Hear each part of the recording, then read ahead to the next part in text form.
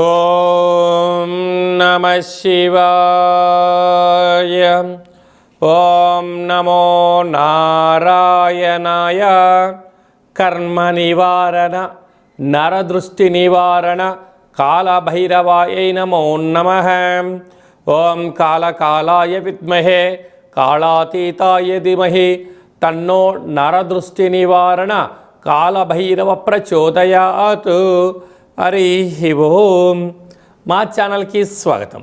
చూస్తున్న వీక్షకులకు ప్రేక్షకులకు ప్రియ కాళభైరవ భగవద్బంధులకి స్వాగతం పలుకుతూ మమ్మల్ని ఎంతగానో ఆదరిస్తూ ఉండబడినటువంటి ప్రియ సోదర సోదరీమణులకు, జ్యోతిష్ అభిమానులకు, సనాతన ధర్మ సంరక్షకులకు అందరికీ నూతన ఆంగ్ల సంవత్సర శుభాకాంక్షలు. 2026వ సంవత్సరం జనవరి నెల 1వ తారీఖు నుండి డిసెంబర్ నెల 31, 2026వ సంవత్సరము అందరికీ నూతన ఆంగ్ల సంవత్సరానికి స్వాగతం పలుకుతూ ఈ 2026వ సంవత్సరంలో అందరికీ శుభాన్ని, జయాన్ని, ఐశ్వర్యాన్ని, ఆనందాన్ని ప్రసాదించాలని మనం మనసారా కోరుకుందాం. ఇక్కడ విశేషం ఏమిటయ్యా అనగా మనకు క్యాలెండర్ పంచాంగం చెప్పుకుంటున్నాం. మనకి ఇక్కడ గురువారం రోజు ప్రారంభమవడం, అందులో 1వ తారీఖున రోహిణీ నక్షత్రం అయింది. గురువారం రోజున రోహిణీ నక్షత్రము, అందులో గురువారము. గురు అంటే గురువు యొక్క రోజు, చంద్రుడి యొక్క నక్షత్రము. అంటే విశేషమైనటువంటి గజకేసరి యోగము ఈ సంవత్సరం అందరికీ ప్రసరిస్తుందని చెప్పి గమనించాలి. అలాగనే మనకు ఉగాది పండగ శ్రీ పరాభవనామ సంవత్సరము కూడా గురువారం ప్రారంభమవుతుంది. ఇది చాలా విశేషంగా గమనించగలగాలి. కనుక ఈ సంవత్సరము విద్యార్థులకు, ఉద్యోగస్తులకు, వ్యాపారస్తులకు, నూతనమైనటువంటి అత్యంత ఆధునిక టెక్నాలజీని నేర్చుకునేటువంటి వారందరికీ, వ్యవసాయ సోదరీమణులకు అందరికీ సువర్ణపు యుగంగా భావించగలగాలి. ద్వాదశ రాశుల్లో గ్రహ గమనాన్ని ఒకసారి వీక్షింపచేద్దాం.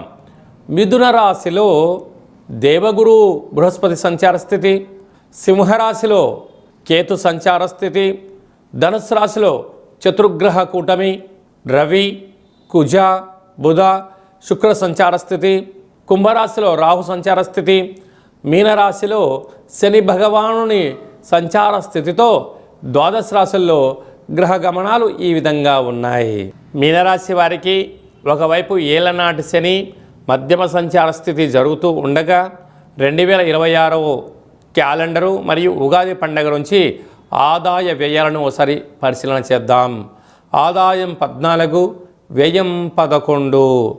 కనుక సత్ప్రవర్తన, సన్మార్గము, ఆధ్యాత్మిక చింతన, దీపం ఉండగానే ఇల్లు చక్క పెట్టుకోవాలి అనేటువంటి మీ యొక్క ముందు చూపుతో ఉండడం వలన 14 రూపాయలు సంపాదిస్తే కేవలం 11 రూపాయలు ఖర్చు పొంచి ఉంది కనుక 3 రూపాయలు మిగిలించబోతున్నారు.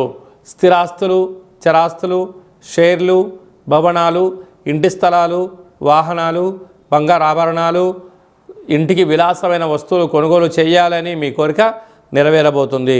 రాజ్యపూజ్యం 7, అవమానం 2.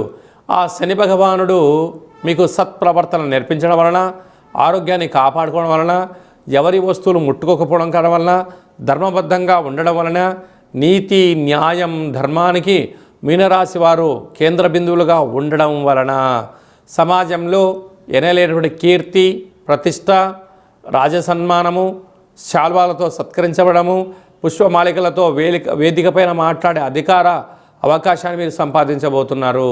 కనుక వీలైనంత వరకు భక్తి మార్గంలో ఉండడం వలనే, ఆధ్యాత్మిక చింతనగా ఉండడం వలనే వీరంతా మంచే కలుగుతుంది అని చెప్పి గమనించగలగాలి.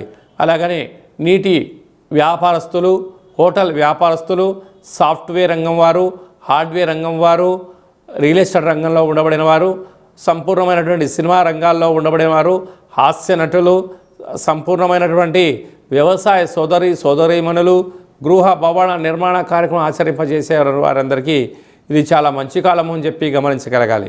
ఇలాంటి కాల సమయంలో ప్రతి గురువారం పూట శ్రీ మేధా దక్షిణామూర్తి స్వామి యొక్క స్మరణ, రుద్రాభిషేకము, యమునా నది పుష్కర స్నానము మీకు అదృష్టాన్ని, ఆనందాన్ని, యోగాన్ని కలిగించబోతుందని చెప్పి గమనించగలగాలి.